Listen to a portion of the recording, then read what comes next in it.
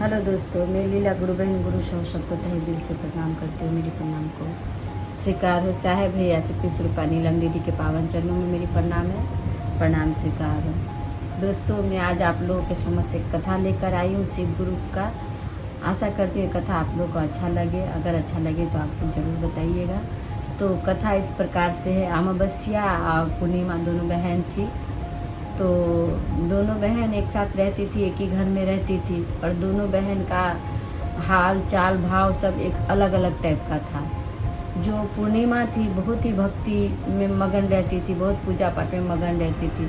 पर अमावस्या जो थी वो कोई पूजा पाठ से उसको कोई ये नहीं, किसी का काम कोई बोले कि ये अमावस्या थोड़ा मेरा काम कर दो तो उसका काम के लिए उसको मन नहीं लगता था, नहीं कर देती थी। माँ भी बोलती थी कि बेटा थोड़ा ये काम कर लो, तो वो नहीं कर पाती थी। पर पूर्णिमा को कोई कहे उसका भी काम करती थी, अपने घर का भी काम कर लेती थी। तो एक दिन दोनों बहन मिलकर गई गंगा नहाने के लिए। गंगा नहाने के लिए गई तो राह में देखी कि एक मंदिर है, मंदिर बहुत ही गंदा पड़ा हुआ है। तो क्या कि पूर्णिमा पूरा मंदिर को साफ करी, पानी लाके साफ करके झाड़ू लगाई, कचरा हटाई, कचरा हटा करके फिर वहाँ से गई। पूर्णिमा को बोली कि चल ना तू भी मेरा हाथ बढ़ा देना, एक बाल्टी पानी ले आना बहन, हम पोछा लगा देंगे, तुम पानी ला दो। तो कहने लगी कि अमावस्या की नहीं, मुझसे नहीं होगा, मैं नहीं लाऊंगी। तो पूर्णिमा अपना खुद ले आकर के जो है पूजा पाठ करी, पोछा लगाई, फिर वहाँ से गई तो देखी कि एक गाय जो है पानी के लिए बहुत ही छटपटा रही है। तो गाय माता को पानी ला करके पिलाई। पिलाने के बाद जो है सो बहन को बोली कि देख ना बहन, थोड़ा सा घास ला के हरी डाल दे, बेचारा भूखा पड़ा हुआ है, यहाँ पर छटपटा रहा है पानी के लिए। मैं पानी ले आता हूँ तो थोड़ा हरी घास लेके आ। बोली नहीं, मुझसे नहीं होगा, तुम ले आओ, तुम कर लो। नहीं करती थी। तो पूर्णिमा अपना कर लेती थी बेचारी, क्योंकि उसका अंदर में भक्ति ढुका हुआ था, गुरु के प्रति प्रेम था, भाव था। तो वो गुरु को इसी तरह से प्यार करती थी जिस तरह से इंसान को भी इसी तरह से प्यार करती थी। तो गई गंगा नहाने के लिए। तो गंगा नहाने के लिए गई तो देखी कि घाट पर में, आप तो जानते हैं लोग गंगा नहाने जाते हैं तो जो भी आया कपड़ा छोड़ देते हैं वहाँ पे, पुराना कचरा उचरा करके चले आते हैं। और हमारी माता जो है गंगा सब उनमें वो चला जाता है।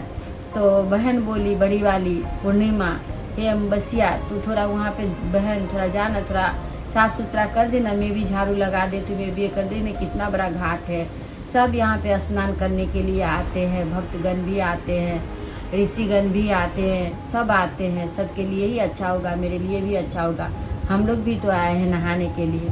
तो बोली नहीं, मुझसे नहीं होगा, मैं नहीं करूँगी। बहुत दुष्ट टाइप की थी, बहुत भावनाएं उनकी गलत थी, नहीं करती थी, किसी को अच्छा नज़र से नहीं देखती, किसी बच्चा को प्यार नहीं करती, किसी गुरु बहन को भाव नहीं देती, किसी भगवान से उसका प्रेम नहीं था। तो पूर्णिमा जब नहाने के लिए गई, पानी में उतरी तो उसे एक पाँव के नीचे में एक बस्ता जो है भरा, पाँव के नीचे में उसको आता था बार बार। तो वो सोचती थी कि पाँव के नीचे में क्या है ऐसा, क्या है ऐसा। जब निकाल करके देखी तो एक बस्ता मिला।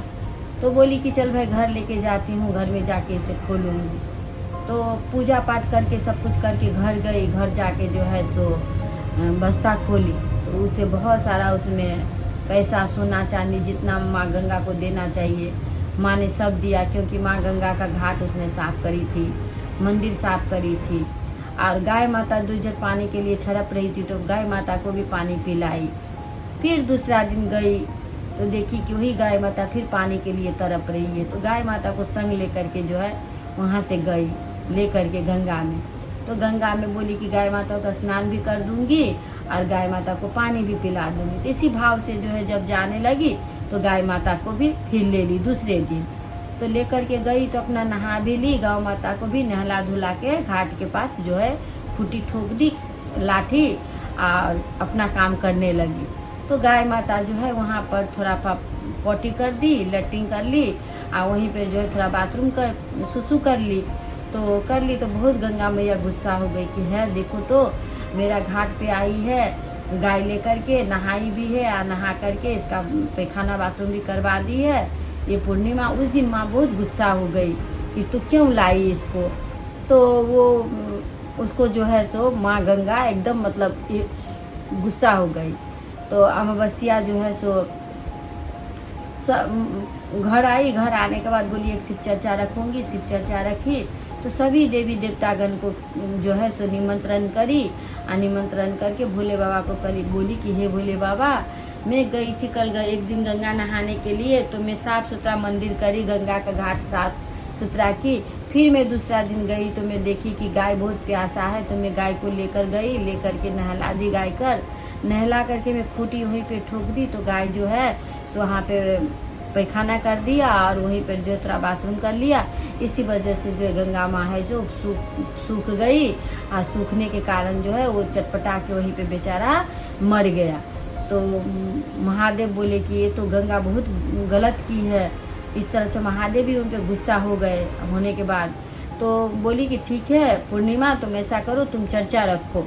तो पूर्णिमा चर्चा रखी, सब देवी देवतागण को निमंत्रण करी, जितने सारे सब है सबको देवता को निमंत्रण की, और गंगा को जो है सो निमंत्रण नहीं की।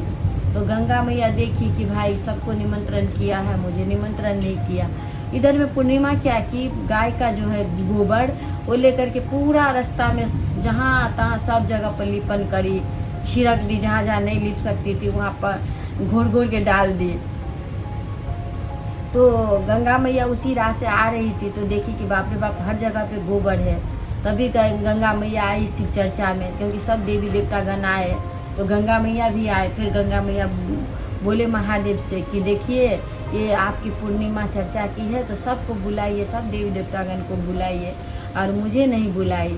तो महादेव बोले कि देखो तुम्हें कैसे बुलाएंगे, क्योंकि तुमने जो अन्याय किया है बहुत बड़ा अन्याय है, तुम्हें हम एक दंड देंगे। तो माँ गंगा बोली कि प्रभु क्या ऐसा दोष हो गया जो आप हमको दंड देंगे। तो बोले कि देखो गाय तुम्हारा नदी में पानी पीने के लिए गंगा में गया तो तुम सूख गई, उसके कारण जो है गाय चटपटा के वहीं पे मर गया, इसी कारण से हम तुम्हें दंड देंगे। तो माँ गंगा बोली कि प्रभु आप जो भी बोलेंगे हम स्वीकार करेंगे, बोलिए क्या दंड देंगे। तो बोले कि गंगा तुम ऐसा करो कि जो भी सृष्टि में आदमी जो है पाप करेंगे, जो मर जाएगा कोई तो गंगा में आके आएगा नहाने के लिए, उसको तुम उद्धार करोगी। जो मरने वाला का फूला होता है जो गंगा में विसर्जन करेगा, जितना दिन वो आदमी कितना भी पापी हो, कितना भी पापी हो, कितना भी दुराचारी हो, कितना भी अन्याय किया हो दुनिया में, उसका फूला जितना दिन अगर आपके नदी में रहेगा उतना दिन उसको स्वर्ग का प्राप्ति होना चाहिए। जिस दिन उसका हड्डी पानी में गल जाएगा उसके बाद ही उसको जो है सो नरक का भोग होना चाहिए। फिर कोई बच्चा होता है तो उसका जो है शुद्ध तभी होगा जब गंगा में उनका कपड़ा धोया जाएगा, गंगा का पानी छिड़का जाएगा, तभी वो शुद्ध हो सकता है। इस तरह का जो है भार आपको लेना होगा। तो जो भी गंगा मैया बोली कि ठीक है प्रभु हम स्वीकार करते हैं, आज से जो भी जितना लोग मेरे वहाँ पे आएंगे, जो कुछ भी कोई करे, पर मैं हमेशा गंगा गंगा ही रहूँगी।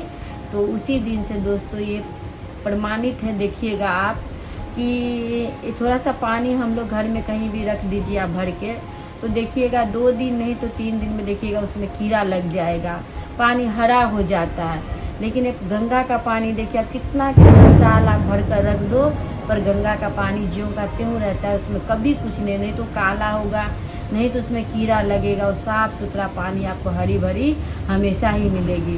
तो गंगा माँ जो है सो उसी दिन से मतलब जो महादेव का कथन को मान करके उसी दिन से गंगा माँ सबको उद्धार करती हैं। गंगा मैया जैसे सबको अच्छा किया उसी तरह से हम लोग को भी अच्छा करे। हमारे गुरुदेव के मस्तक में हमेशा रहती है माँ गंगा, जटाजूट में रहती है हमेशा विराजमान। तो ऐसे ही सब भाव हम लोग को रखना चाहिए, जैसे कि पूर्णिमा का भाव था, ना कि जैसे कि अमावस्या थी उस तरह का भाव हमें नहीं रखना चाहिए। हम इंसान हैं तो हमारा जितना हमसे बने हम इंसान के प्रति अच्छा करें, इंसान के प्रति लॉयल रहे, यही हमारी उद्देश्य है। ऐसा ही हम लोग को करना भी चाहिए। तो इसी के साथ में अपना वाणी जो है यहीं पे रखती हूँ। आप लोग को मेरा कथा कैसा लगा है, अगर अच्छा लगे तो आप लोग ज़रूर हमें बताइएगा, और हमें बताते रहिएगा कि हमारा कथा आप लोग को कैसा लगता है। फिर आप लोग अगर बंगला में सुनना चाहेंगे कथा तो वो भी हमें बोलिएगा, तो मैं बंगला में भी सुनाऊँगी। पर बंगला में भजन हमें इतना सारा नहीं आता है, बहुत कम आता है, तो मैं कोशिश करती रहती हूँ सुनाने के लिए। पर चर्चा जो है मैं बंगला में बोल पाती हूँ, तो मैं चर्चा जो है ज़रूर आप लोग को बंगला में, तो आप लोग हमें कमेंट बॉक्स में लिखकर ज़रूर बताएं आप लोग को बंगला में सुनना है हिंदी में, तो हम उसी हिसाब से आप लोग को कथा गुरु का सुनाते रहेंगे। गुरु शहो में फिर से सबको प्रणाम करती हूँ, मेरी प्रणाम करती हूँ।